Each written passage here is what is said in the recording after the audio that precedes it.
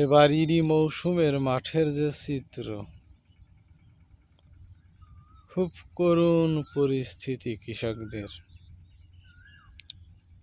ধান নিয়ে খুব কঠিন পরিস্থিতির সম্মুখীন হয়েছে 2026 সালের।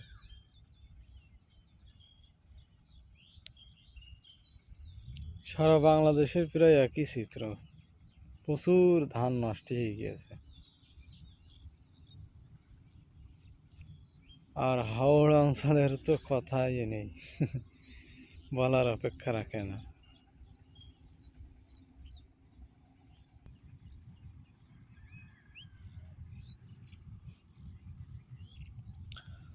ধানের আগা কাটিং দিয়েছে কিছু কিছু মানুষ, মাথায় কেড়ে নিয়ে চলে গেছে। আর এইসব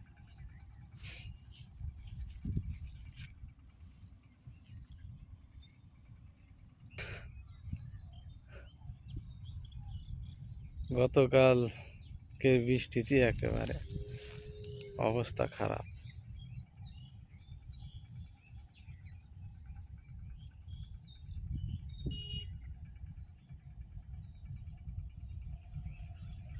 সব ধানের বিচলি করতে চেয়েছিল, কিন্তু এখন আটি করা ছাড়া আর কোনো উপায় নাই।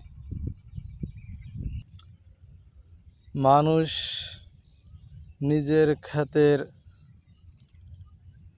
জমির মাটি কেটে নিচ করে ফেলে, এটা একটা চরম আত্মঘাতী সিদ্ধান্ত।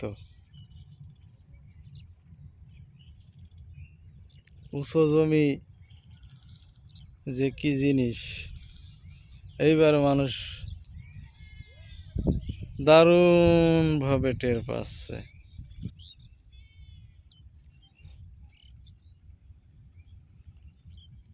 এইসব ধান খেতে ধানের আগা কাটিং করে নিয়ে চলে গেছে, আগে মাথায় করে ধান বাড়ি নিয়ে গেছে।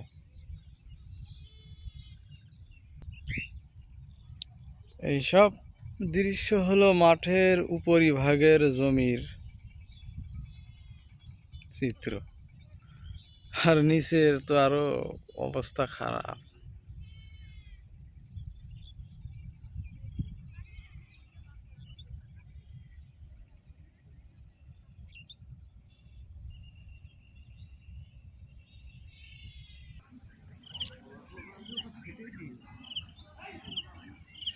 এবার 46 শতকে 1 বিঘা জমি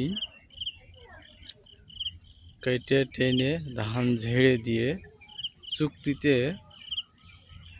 11,000, 12,000, 13,000 নিচ্ছে কামলারা।